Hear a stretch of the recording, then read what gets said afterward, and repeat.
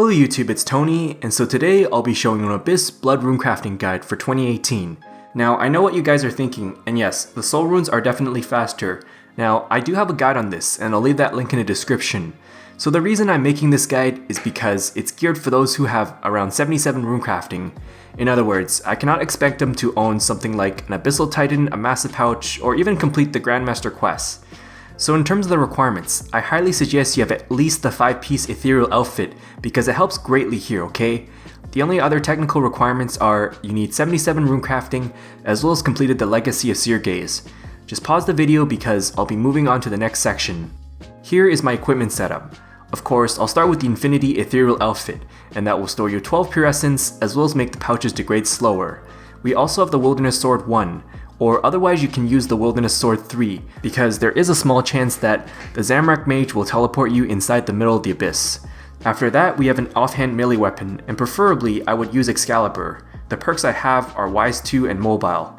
Now, I'm actually using an Amulet of Glory in this case. Yeah, I know, the Wilderness Sword does teleport you to Edgeville, and it gives you unlimited teleports. However, I find that Glory is actually better, and I'll explain a little bit later in the strategy section. So because I'm using Amulet of Glory, I definitely need to keep a lot of these in my bank because of presets. I mean, if you're not using a Glory, then well, you can otherwise use a Phoenix Necklace and that works just fine. So finally, we have the Demonic Skull, and that will increase the Runecrafting XP by 350%.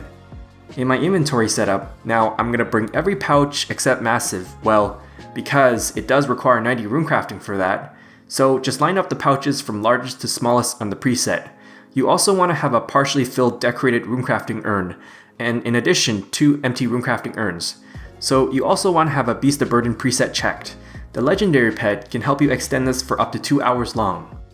Here is how I fill my pouches really fast. With the bank interface open, you're going to right click and fill on the giant pouch. So load your preset and then hit the escape key to close it faster. You want to hit the following keybinds in this order. Start with the ethereal body, then the medium pouch, then the small, then take Beast of Burden, and finally the large pouch. Either way, you're just going to load your preset again. Once you've filled your pouches, you're going to click one square east of the house that's north of the bank. Then you're going to hit Bladed Dive. Then you're going to run north and surge, and then you can jump the Wilderness Ditch. Now once you're almost past the oak tree, you want to hit Anticipate. Of course, this makes you immune to stuns. At this point, the Bladed Dive should be nearly off cooldown. You're then going to use that towards the Zamorak Mage. I mean, you can otherwise barge instead if you do see a nearby skeleton. He will then teleport you randomly at the outer ring of the Abyss. You're now going to find the nearest shortcut, and then you're going to enter that. Now preferably, you only want to click the mining or agility shortcuts, the agility one being faster though. The other shortcuts are actually very slow, so I wouldn't even bother with that anyways. The Blood Altar is located exactly west and a little bit north of that. Now depending on where you land, the next strategy is going to be a little bit different than that. It's a bit difficult to do, but that's because you gotta be a little bit familiar with the Abyss. So the north spot, well, the Wilderness Sword 3 has a chance of getting you there instantly. You're gonna diagonally Bladed Dive one square beside the Blood Altar, and finally run inside there.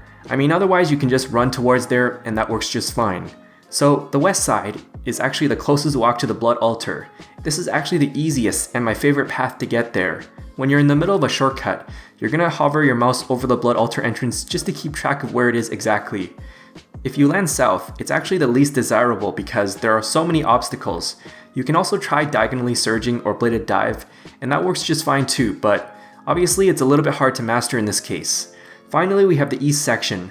Now some of you actually like to go to the Death Altar, and yes, this gives you more XP per hour because it's not only closer, but the XP you get isn't that much less than a Blood Altar.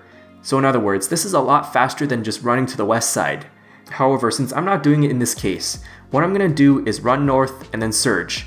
You're then going to diagonally use Bladed Dive just before you enter, just like the north strategy I did.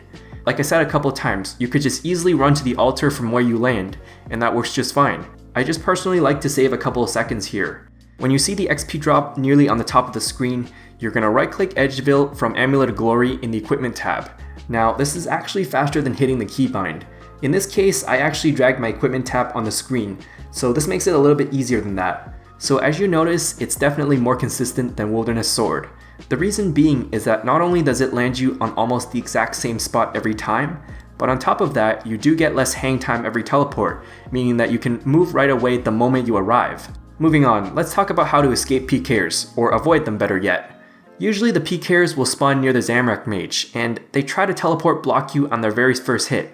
As soon as you get hit by somebody, just keep running south and don't bother fighting. If they do stun or bleed you, you can hit freedom and then just keep running south. This should give you enough time to escape just before the stun immunity is over. So you also want to click the minimap southwest and then hit bladed dive. Now if you were to escape diagonally, it makes it a bit easier for you, so the PKer will never catch up to you. I find that it's fairly easy to survive most PKers, unless maybe they got a Threshold or a Steel Titan, but I mean they usually don't have that much adrenaline anyways. When you escape, just turn off your private message and hop worlds. Generally speaking, you just want to pay attention to your surroundings, and of course don't AFK here, okay? Regardless of what I said, I'm only risking 1 mil worth of gear, so it's not even that much honestly. Now there was this one time I got PK'd, and this happened when I ran towards the mage with a geared player following me, so I pretty much just wanted to challenge to see if I could survive that. Of course, I definitely would not do that if I was regular Abyss Runecrafting. So anyways, I died there because he had an adrenaline potion to start, and my bladed dive was on cooldown, so this basically gave him a couple of hits for him to build adrenaline to a threshold, in which case he ended up using wild magic. Now, I would have probably survived that had I had Phoenix Necklace, but yeah, this is the worst case scenario you'll get when you encounter a PKer. All in all, I find that runecrafting PKers are quite rare nowadays. I actually had to go to World 2 just to find a couple of them, and I survived at least 10 PKers, so if you can't survive then well, I can't really say much then for you. I generally average around 46 seconds per trip, which in turn would then be 78 trips per hour. I also didn't need to repair the rune pouches, which is nice. I got around 4.6 mil GP per hour worth of blood runes, which is pretty nice. The runecrafting XP I got in an hour is almost 340k. What I had here was bonus XP, the 5% outfit, the Wise 2 perk, as well as the urns. If I were to factor away the bonus XP, this would get me still 270k XP per hour. See, it doesn't actually double the total XP per hour. Maybe Jagex just doesn't want to make demonic skulls give you like, I don't know, 7 times the XP or something. So if I were to use an Abyssal Titan and a massive pouch, this would get me 101 pure essence per trip instead of the normal 76. So in that case, this would get me 354k XP per hour. Or if I had bonus XP, that would be 442k XP per hour off of this. Now if you did do death runes when you spawn near the death altar, then that would get you approximately 10% more XP per hour. I hate to break it to you, but like I said, Soul Altar is definitely better than this. Not only is this faster, but it's also less click intensive, as well as being little to no risk. I mean, the only reason why anyone would do this over Soul Altar is because if you don't like quests, or if you just want some GP per hour from the blood runes. Other than that, I would just not advise doing blood runes once you reach the 90 runecrafting. Once again, I do have a Soul Altar guide, in which case I'll definitely leave that link in the description. So in conclusion, Abyss Runecrafting has a lot of variables behind how fast each run is. So because of that, I do apologize if it's really hard to master. But yeah, I do have a 1 hour footage and I'll leave that link in the description. So yeah, thanks for watching and I hope it helps. If I missed anything, feel free to ask. Also, be sure to subscribe if you haven't done so already, because I'll definitely be doing more skilling guides in the future.